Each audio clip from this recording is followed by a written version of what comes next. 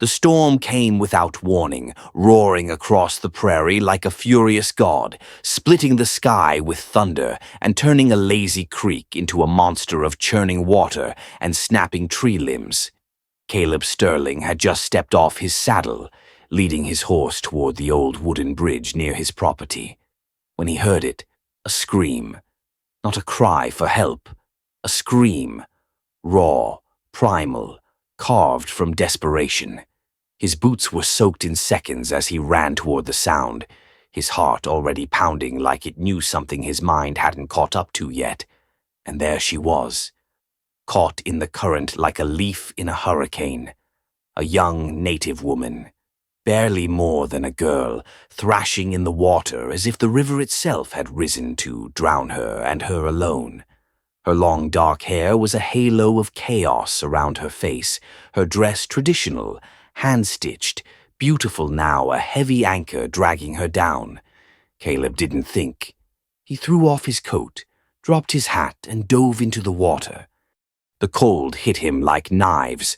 The current gripped him like it had a score to settle. He fought it with every ounce of muscle he had, each stroke a battle, each second a war. When he reached her, their hands collided in the whirl, her eyes wide with terror and something else. Not panic, awareness. She grabbed him with surprising strength. Getting back was worse. Every foot felt like 10. Twice he lost grip on her. Twice he fought the river like it was alive and angry. When they finally collapsed on the muddy bank, choking, gasping, freezing. Neither could speak. She coughed up water first, then sat up. Her voice was soft, almost distant. "You saved my life."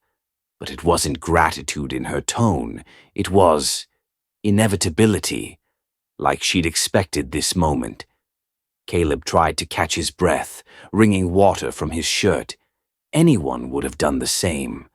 But even as the words left his mouth, he knew they weren't true. Most men in this territory wouldn't stop for a native woman in trouble. They'd ride past, or worse. The girl, she couldn't have been older than 19, rose slowly, soaked from head to toe, her long black hair clinging to her cheeks like vines. She studied his face, not with fear, with memorization. "My name is Ayanna," she said, "and you are mistaken. Caleb Sterling. Not anyone would have risked their life for someone like me." That stopped him cold. She said his name, clear, certain, but Caleb had never seen her before in his life. His spine stiffened. "How do you?" But Ayanna was already backing toward the tree line, moving with a grace that didn't belong to someone who nearly drowned. "Tomorrow," she said, her voice low but steady. "When the sun is highest, you will understand what your kindness has awakened." And before he could ask what in God's name she meant, she vanished into the trees like a ghost born of thunder and rain. Caleb stood there in the storm, soaked to the bone, staring after her, the sound of the river still roaring behind him and a feeling in his gut he couldn't shake. Not fear, not confusion, something deeper, like the world had just shifted under his feet and nothing would ever be the same again. Caleb woke to the sound of hooves, many hooves beating the dry earth like war drums from a dream he hadn't finished. He rolled out of his cot, squinting against the noon sun filtering through the cracked cabin window, and felt his heart drop into his stomach.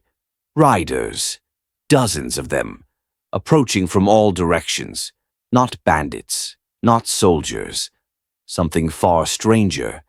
They rode under 5 banners, each marked with the colors and symbols of different native tribes, their pace steady, deliberate, like pieces of a puzzle moving into place. Caleb stepped onto his porch, his rifle just within reach, and watched as the first group reached his fence line and dismounted. At their head was an old man with silver braids and eyes that didn't blink.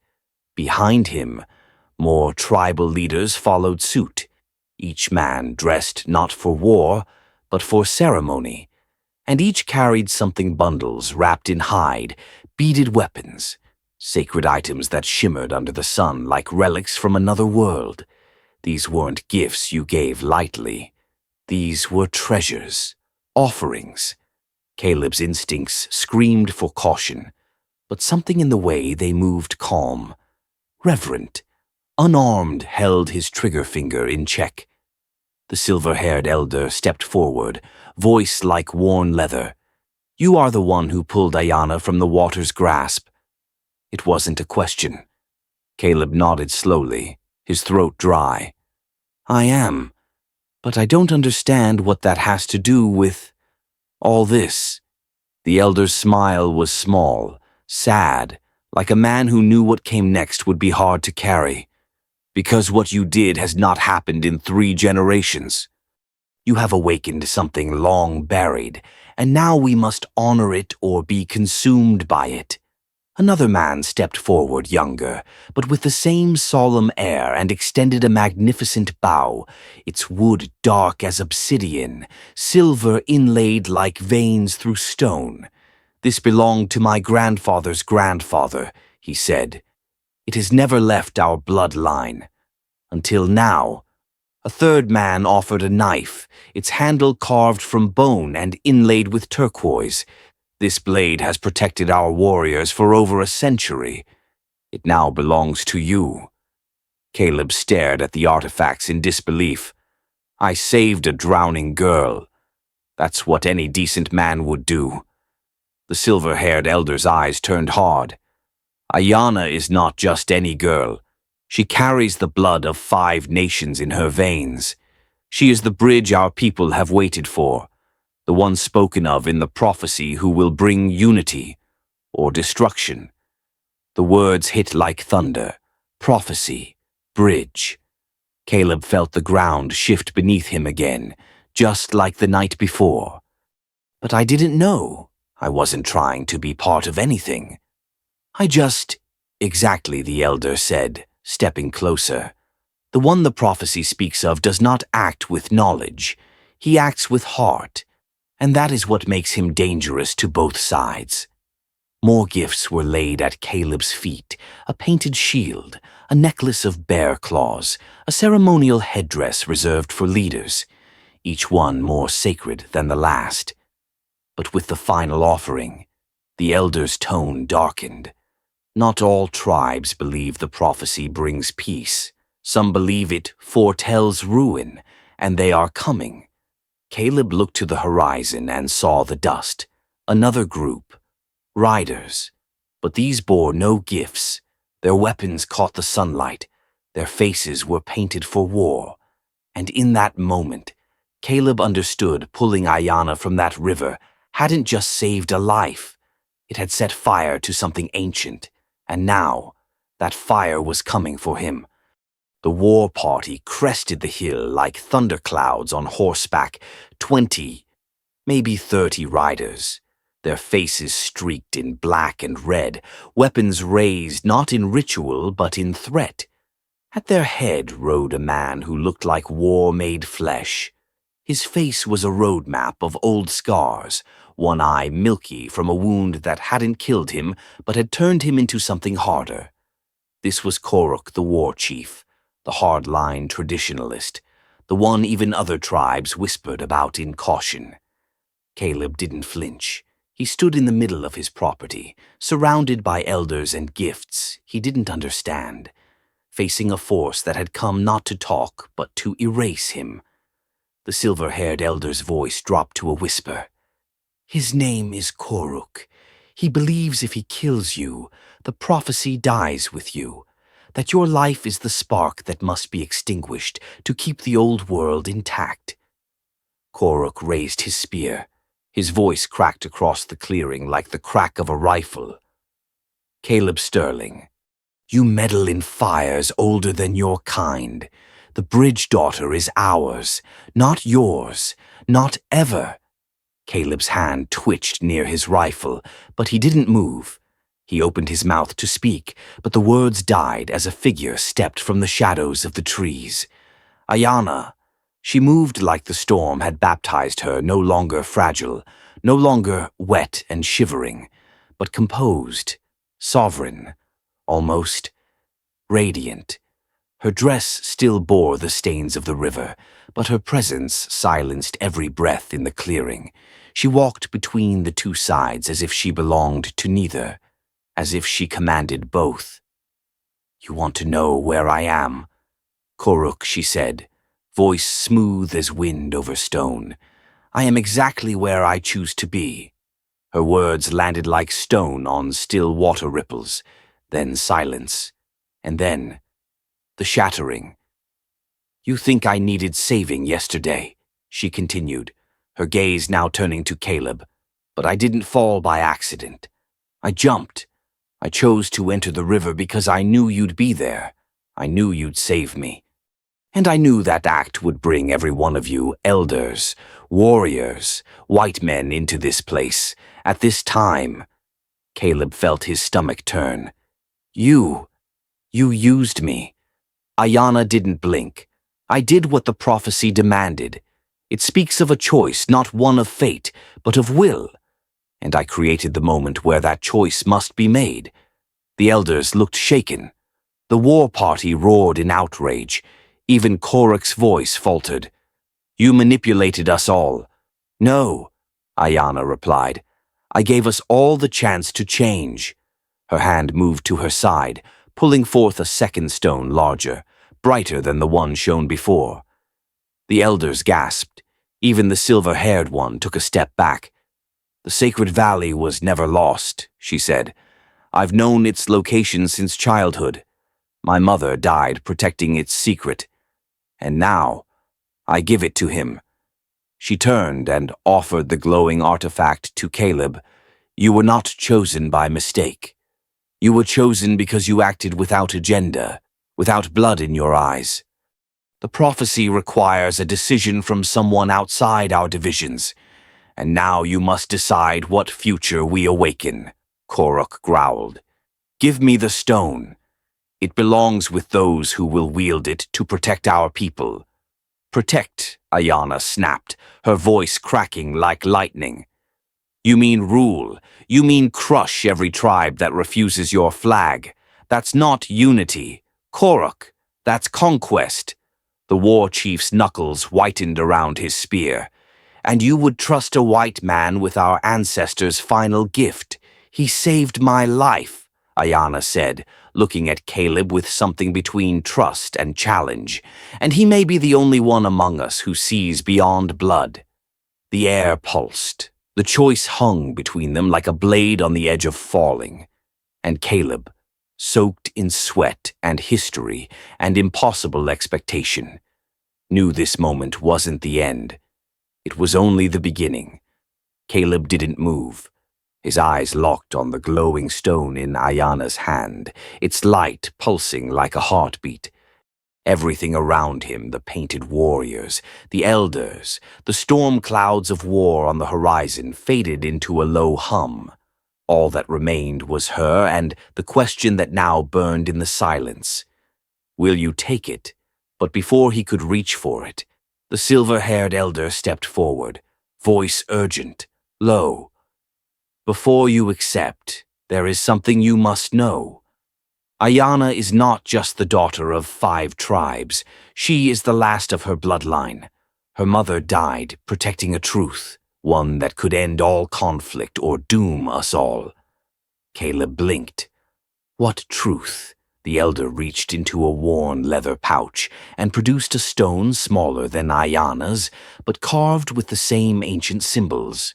"This is one half of the key, the map to the sacred valley.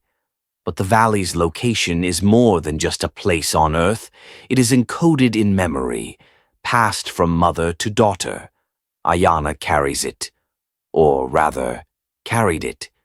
He glanced at her. The trauma of her mother's death, the shock of the river, the pressure of prophecy, it fractured her memory. She cannot recall the path.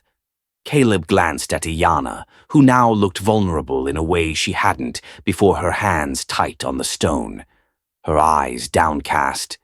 "Then what now?" If she can't remember, how do we find it? The elder's gaze turned sharp. There is one way, her trust, complete, unconditional. The prophecy speaks of one who acts from compassion, not ambition. One whose spirit can mirror hers, unlock what trauma has hidden. And she, his voice faltered just slightly, has chosen you. The weight of it slammed into Caleb's chest, not just responsibility, destiny. But before he could speak, the earth shook again, not from the wind this time, but from hoofbeats, fast, precise, and coming from the opposite ridge.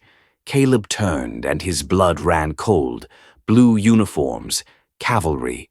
The U.S. Army had arrived. At least 30 soldiers in tight formation, rifles gleaming in the sun, banners snapping. Their commander rode front and center, a man carved from discipline and duty, Colonel Hayes. His voice boomed across the clearing. This gathering is unauthorized and illegal.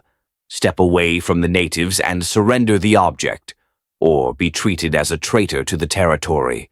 Morrison, the younger captain who'd ridden with Caleb weeks earlier, turned pale. They weren't supposed to come this soon.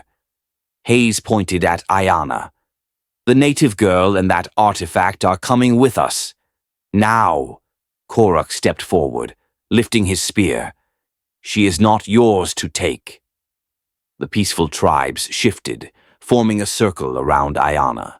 Soldiers raised rifles in response, and in a blink, the fragile thread between peace and violence strained to the breaking point. Ayanna turned to Caleb, holding the glowing stone between them like a flame in the wind. Choose now, she whispered, before they take the choice away from all of us. Caleb stared at her, at the artifact, at the soldiers with their fingers on triggers, at Korok, seething with fury just inches from eruption, and deep in his chest, something ancient stirred, something louder than fear, the understanding that this moment, this breath, would shape the fate of nations. He reached for the stone. The moment Caleb's fingers touched the stone, the world shifted, not visually, not yet, but in feeling, like gravity itself had changed direction. The warmth of the artifact pulsed into his palm, then up his arm, then into his chest, as if something ancient were reaching through him, searching for truth it could measure. Light radiated from the stone, not blinding, but impossible to ignore. The soldiers flinched, the warriors froze, even Korok's grip on his spear wavered. And then, the visions came. Fast, violent, real. Caleb saw them all, fires devouring settlements, tribes broken and scattered, children growing up behind fences of distrust. Then another path, marketplaces filled with mixed voices and faces, children learning 2 languages, elders of all colors sitting in shared council. Every choice birthed a world, every world demanded a cost. When the light faded, silence fell like a shroud. Morrison was the first to speak, barely above a whisper. That wasn't imagination. Korok said nothing, but his breathing was ragged. His eyes, always cold, were now wide with something dangerously close to fear. The silver-haired elder stepped forward. What you saw is what could be. The stone doesn't grant power. It reflects possibility. It tests the soul. Hayes, still mounted, raised his rifle and shouted, "Enough of this heathen trickery, Sterling. Surrender the artifact or I'll take it off your corpse." The rifle clicked into readiness. Korok stepped forward, blocking the line of fire. "Kill him," he said to Hayes, "and you'll trigger the prophecy's ruin." The peaceful tribes readied their weapons. The soldiers mirrored them. It was no longer a question of who was right, but who would move first.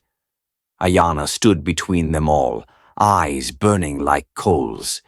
"This isn't about sides anymore," she said, her voice rising with power that didn't come from volume but from knowing. This is about whether any of us deserve the world we say we want. She turned to Caleb. You have the stone, but the choice still belongs to you. He looked around at the trembling hands on rifle stocks, the spears held tight with generations of pain behind them, the treaty hanging by a breath, and suddenly, he saw it clearly. This wasn't a standoff of weapons, it was a standoff of wills, of fear against faith, of past against future. He stepped into the center, raising the stone high enough for all to see. No more threats, Caleb said, voice strong, no more commands. We listen. Or we all burn together. But before anyone could respond, a crack split the air. A gunshot. Not from Hayes, not from Koruk, from somewhere hidden. And in a flash, the stone in Caleb's hand shattered into glowing shards, and all hell began to break loose. The shattered stone didn't fall dead, it bloomed. Its fragments flared mid-air like burning snow, spinning in slow arcs before releasing a second surge of light, not controlled like before, but raw and consuming. It swept across the clearing like a storm of memory, a final pulse from something ancient that refused to die quietly. Everyone touched by it saw something, and not just visions this time, but truth. Hayes saw his soldiers decades from now, broken men chasing shadows across barren lands, executing orders even they no longer believed in. He saw a nation that won every war but lost its soul. Morrison saw children born into conflict. They didn't cause fighting over land they could have shared, bleeding over lines drawn by fear. The silver-haired elder saw unity, yes, but forged in fire after too many deaths to count, and Koruk saw himself, not the warrior, not the protector, but the destroyer. He saw his people starve on frozen plains because they refused peace. He saw his own children burying their language, their pride, just to survive. For a long moment, he stood trembling not with rage, but with something worse realization. Caleb stood in the center, eyes wide, absorbing the aftershock of what he too had seen, a timeline branching like roots in dry earth, one leading to ruin, the other to something fragile, unfamiliar, but alive. He could barely speak, but the words came from somewhere older than his own voice. The stone never judged them. It judges us. It was never a weapon. It was a mirror. Ayanna stepped forward, her face streaked with tears she didn't try to hide. I thought if I forced the moment, we could control the outcome. I thought if I jumped into that river and made you save me, we'd be safe, that I could steer fate. Caleb looked at her, not with anger, but with something far heavier. You can't fake unity. You can only earn it. Koruk, still frozen, finally dropped his spear. It hit the ground with a dull thud, less a surrender, more an admission. I have lived my whole life preparing for battle, he said, voice low and broken. But this is the war I never trained for. He turned to Caleb, to Ayanna, to the elders, to the soldiers. If the next step we take leads to fire, it will not be mine. And with that, he backed away from the center, blood still fresh on his knuckles, but something new in his eyes, humility. The energy from the broken stone began to fade, but its echoes remained in every trembling hand, every shifted gaze, every breath held between decision and consequence. The test wasn't over. It had only just begun. The light had dimmed, the visions gone, but their aftertaste lingered like smoke from a fire that hadn't finished burning. All around the clearing, weapons trembled in uncertain hands. Soldiers stared at warriors, not as enemies, but as men who had seen the same unbearable futures. Koruk remained still, his spear on the ground, as if the earth had claimed it. Caleb turned slowly, surveying the faces hardened, haunted, human. Then came the bark of authority, sharp and brittle. "You are all under arrest." Colonel Hayes had pushed through the circle, his rifle still trained on Caleb. The man looked unaffected by the visions, or worse, unchanged. "Step away from the natives. That artifact, that girl. This standoff ends now." Morrison stepped between Hayes and the others, hand on his own weapon. "With respect, sir, you didn't see what we saw." "No, Captain," Hayes snarled, "I didn't. Because I don't need ancient magic or ghost stories to know what treason looks like. That man," he pointed at Caleb, "harbored hostiles. That girl's a manipulator, and this he waved at the fractured circle of unity. This is a fairy tale wrapped in a trap." Ayanna stepped forward. "You didn't see because you refused to look. The stone showed all of us what comes next. But the choice to change, that still belongs to the living." Hayes raised his rifle higher. "I won't ask again." Caleb moved, not fast, not threatening, just deliberate. He stepped between Ayanna and the barrel of Hayes's gun. "You want to shoot someone," he said. "Shoot me. But know this, if you do, you'll shatter more than a treaty. You'll kill the only chance this land has left." The tension snapped tight. Soldiers shifted, half in loyalty, half in doubt. Tribal warriors readied their blades, not for revenge but for defense. Morrison closed his eyes, took a breath, and said, "Colonel, lower your weapon." "That's an order." "Is it?" "No, sir." Morrison replied, "It's a plea. From one man who's tired of burying sons for causes no one remembers." Hayes hesitated, and in that breath, Ayanna stepped forward with something in her hand. A treaty. Paper, signed, sealed, official. 3 governors, 5 tribal councils. "All we needed was a neutral witness," she said, "and that witness was always going to be him." She pointed to Caleb. Hayes's mouth twisted. "You planned this. From the river. From the beginning." "The drowning was real," she said, her voice soft. "But the hope was also real. I needed someone to prove this land could still produce one good man." Caleb looked at her, his chest heavy with the weight of everything he'd seen, everything he'd carried, and everything he was now being asked to become. Then he turned to Hayes. "You can arrest me. You can kill me. But the truth already passed through us. The stone may be broken, but the test is done." He looked around the clearing, tribesmen, soldiers, elders, children hiding behind tree trunks with wide, frightened eyes. "So I'm going to ask this once. Not as a cowboy, not as a white man, but as a neighbor. What kind of future do you want to build silence?" Then, like the softest wind, Koruk stepped forward again. Bent, but not broken. "I have seen what pride will cost us," he said. "I have bled for the old ways, but I will not kill the new ones." And he knelt, in front of Caleb, in front of the idea, in front of the choice. One by one, the others followed, elders, warriors, even soldiers. Not as surrender, but as recognition. Caleb looked at Ayanna. Her face was calm. "Ready." "Now," she whispered, "we begin." It should have ended there, with unity, with truth, with understanding. But peace, even when chosen, demands something more.